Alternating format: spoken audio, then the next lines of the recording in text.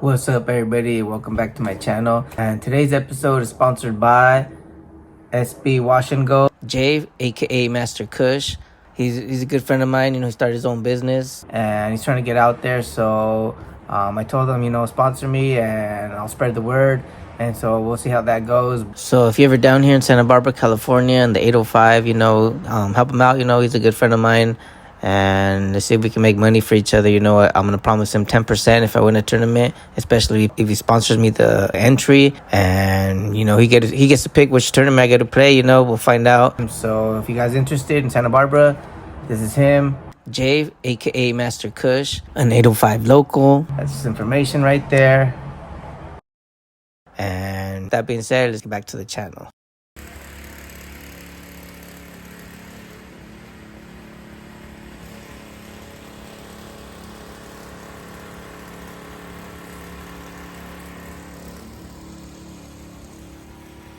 What's up, everybody? So I'm out here early in the morning. Today's Saturday, Santa Barbara, California. I'm out here on Reddick and Nopal, close to Quarantine Street, actually.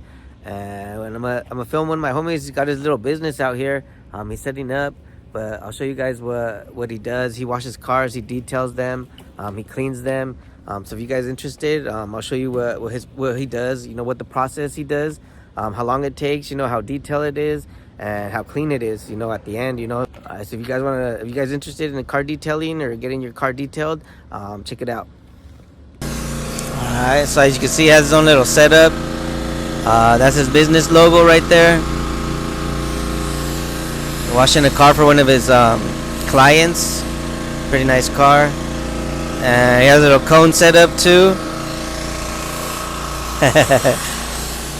That's pretty cool. I'll show you guys what he does, how he does it. Alright, so I'm out here trying to do a favor for my friend here. He opened his new little business, trying to set up a cleaning, detailing, car washing little business.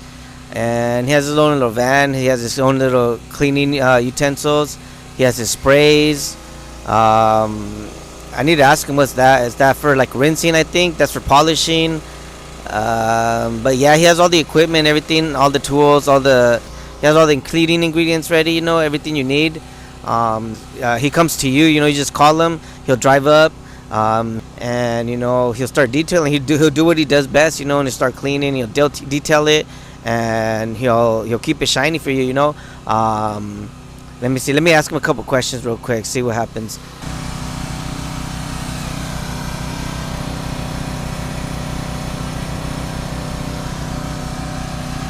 So you rinsed it, and then now you're gonna put soap on it? Yeah. Alright.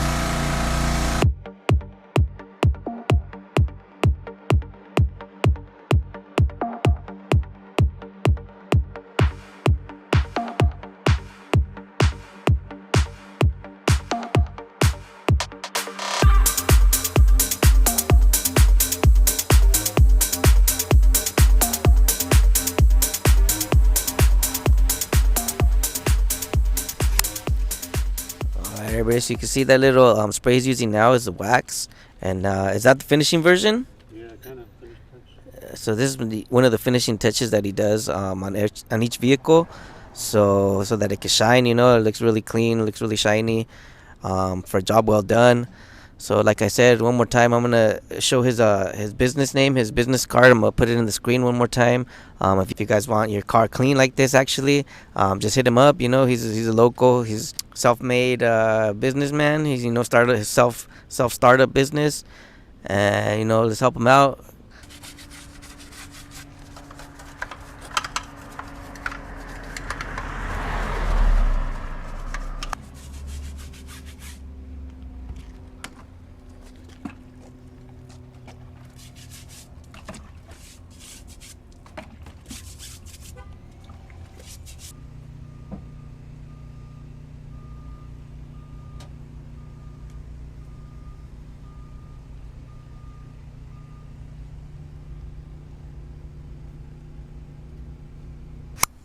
Alright, and just like that, he's done.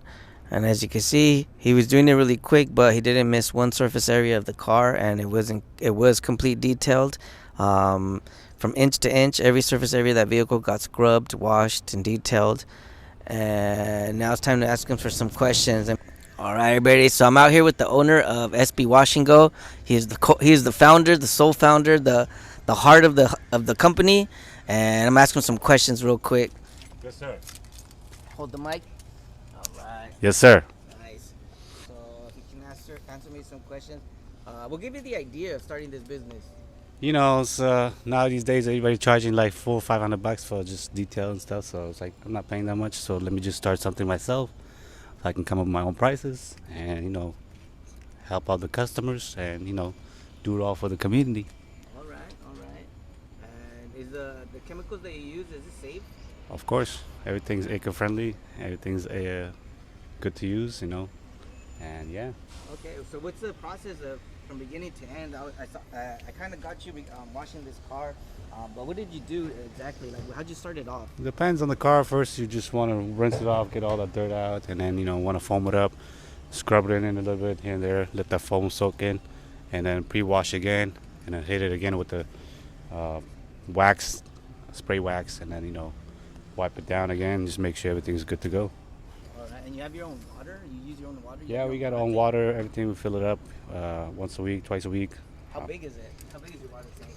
That's 250 gallon, but we don't need that much. We just use like That's a lot. usually like 75 gallons, 50 gallons. Okay, like that. okay. Nice. Can I see the tank? Go ahead. Let's see how big this guy is. There it is. That's massive. You can see right now it has about 25, 50 gallons. That's liters. And you can fill up to 250 gallons. So it's a huge water tank. But like you said, you don't have to use all of it. Normally it's just 25 gallons, maybe 50 gallons. And he's good to go for the whole day.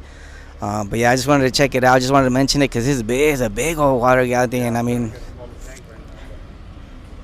yeah, I can only imagine like how bad would it be if you had it 250 gallons in here? Like, what would the traction be on that? But yeah, cool, nice. So it's a cool little business. All right, so he's a local here, Santa Barbara, California. You guys want to help support him?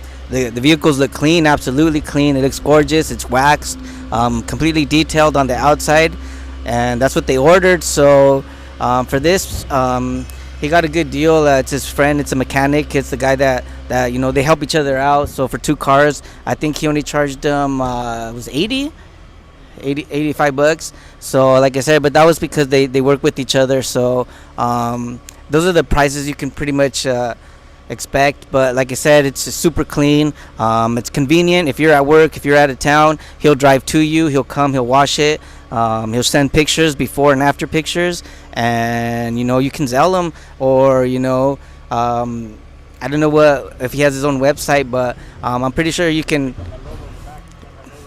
Okay, so he does have the website, has the logo. So yeah, so you could Zelle him right here. That's the information, and help a local out. We're out here trying to make our money too. I'm out here trying to make content for everybody. Trying to get support from my channel too, but at the same time I'm trying to show some support for the locals here who have their own startup, and let's see what we could do for each other. I'm out here trying to win a tournament, and he's out here trying to make money, so let's see what we could do for each other. All right, so this particular day I came out here to the Commerce, and I was going to plan on playing this tournament, but it was a big tournament. It was going to cost $250. And the guy who sponsored me $50 for 10%.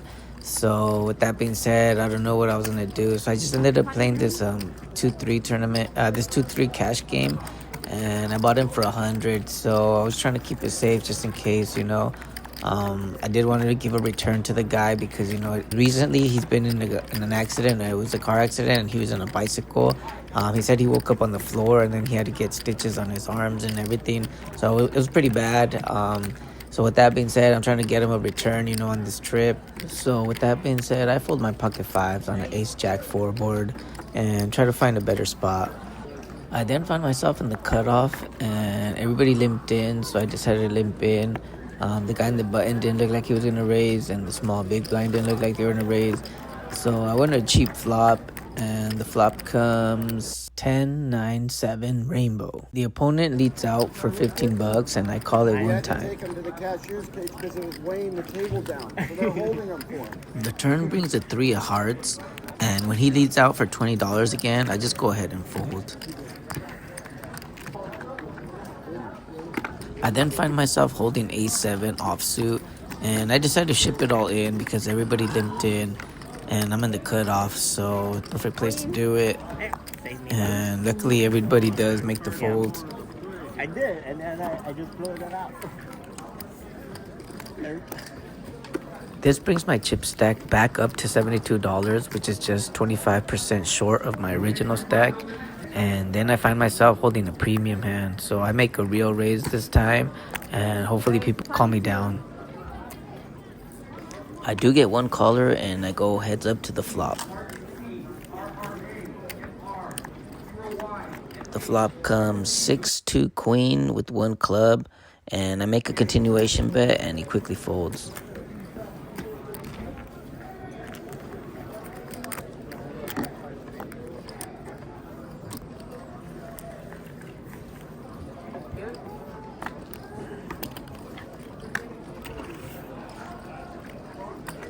I then look down at ace-8, and I decide to play it.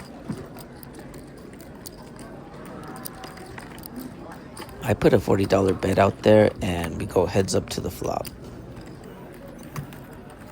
And as you can see, I try to represent a high pocket pair by shifting all in before the flop, and the flop comes Jack, Jack 5.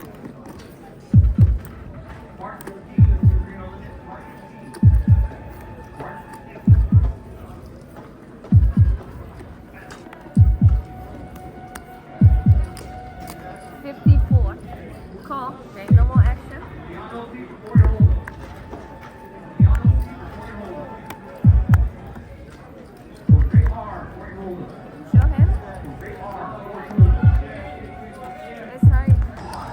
And that's how you lose $94 with an ace-8 suited. And what the heck? He called me with king 5. Offsuit. Okay. Carrying on. I buy back in for another 140 since I'm not going to play the tournament anymore. And I'm hoping I make a little bit of money because I need it. I really need it. And I can't afford to lose this anymore. So let's tighten up a little bit. And let's see if we can make a comeback. On this next hand, I try to play it tricky, but I end up getting tricked. And this is what happens. There's a $15 raise. I make a call, and we go three-way to the flop. And it comes out 10-10-3 with 2 clubs. I check, the guy next to me checks, and it checks around. The turn brings the 9 of spades, and now there's 2 draws to the flush draw. I try to take it down with a $20 bet, but unfortunately I do get one caller and go to the river, which is an 8 of clubs. So if there's ever a chance to bluff at it, I think it would be now because I have a pair. But I'm scared, I don't know what to do. I did take a stab at it for 35, and unfortunately I get snapped, called, so I gotta show it, and it's no good. I think he had pocket jacks, so with that being said, he's taking it down. So that basically cripples me back down to $65, and you know what, I think I could still bring it back up to at least 100, I don't want to leave with nothing, that would be kind of shameful because I really do need the money. So with that being said, I'm going to see if I could at least try to get some of it back, you know what I'm saying? So as you can see here, I started to get desperate and started to play any 2 cards. It was a $15 raise, and we were going 3 ways to a flop. So I was trying to get pot odds, but as you can see, all clubs, all high cards. I have to check and fold to any bet. I then fold a couple more times until I get to see a premium, at least an ace, or 2 face cards. And that's exactly what I get here. I get king jack spade suited, and I throw a $15 bet out there. We go 3-way to the flop, and it comes 6-3 jack with 2 hearts. At this point, there's no there's no reason to slow play. You know, I can't induce a bluff or, create any type of play other than go all in because I do have a jack. So if anybody's on the draw and they call me and they miss, it's a perfect time to double up.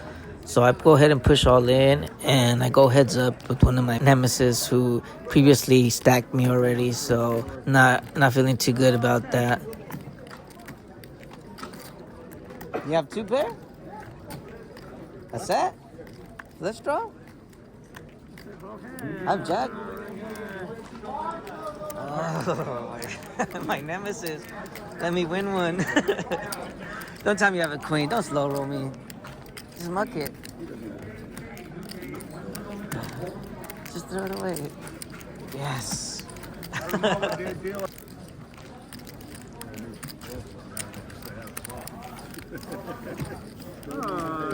I get ones? After this hand, I moved seats and I hit a set of sevens to double up again. So now I'm up to 330 and things are looking good now. I got all my money back plus a little bit, and I might be able to pay for gas too. So with that being said, let's see if we can make a little bit more. And what do you know, right on cue, as soon as you start to make a little bit of money, yup, sooner or later some ladies are going to stop by, you know what I'm saying? And that's exactly what happens here. So in this particular case, everybody was folding. It went fold all the way back to the button who made a $15 raise. I didn't want to scare him out too easy because he was raising on every hand. And I just smooth called, and we go three-way to the flop. The flop comes 8-5 jack rainbow, and my queens are good for now. I do a check, try to trap somebody, but nobody takes the bait. The 9 of spades on the turn brings a possible straight draw, so I begin firing out. I start off with $25, and I guess the person to my left to fold, and I do get one caller for heads up to the river. The river brings a 5 of diamonds, and now I have a little bit more confidence to bet more because if they had two pair, it's now counterfeit unless they have ace-5 or some sort of weird 5 holding. So I go ahead and put a $70 bet just in case he does have that jack and I can get paid off. So that's what I end up doing. And unfortunately he snap folds, but I do pick up the pot and my stack is growing in the right direction. And I don't know if this ever happened to anyone before when you're in your mind, in your head, you're already thinking, it's time to go. I got to get out of here. I still have a 2-hour drive. Let me just play one more though, And this is what happened in this situation. I have King 10 offsuit. The raise was $15. I decided to call it. And we go multiple ways to flop.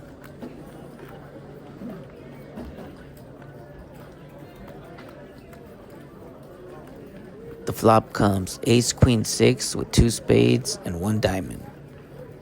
First player to act checks, but the second player decides to put a $15 bet. And I decided to call it one time, just to see what's going to happen. It wasn't too much, and maybe I could try to steal it on the turn. And the last guy to act ends up calling it as well, amazingly. So we go three-way to the turn. The turn brings the jack of spade, giving me a straight plus a flush draw. So now I know I'm good because I have the king high flush draw right now, plus a straight. So right now I'm thinking I'm good. It goes check, check. And they complained that somebody checked but decided to bet. He bet out $50. And this is what happened.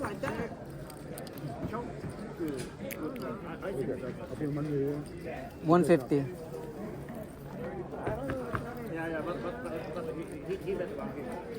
I know, but then they need to steal is wrong. That's a tip. Call. I need a spade. I need a spade for a flush, but I have a straight.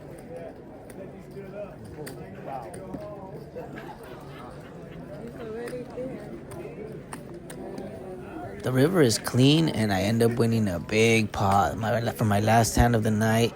And now I'm ready to go home. This is a nice day today. I can't believe I did it. I have enough to make, a car payment, plus insurance, plus pay my brother, plus pay my sister, plus pay my regular bills. And I'm satisfied with this win. It's time to head out, get back to Santa Barbara because I do live 2 hours away. And I'm glad I finally got a chance to record out here at the Commerce.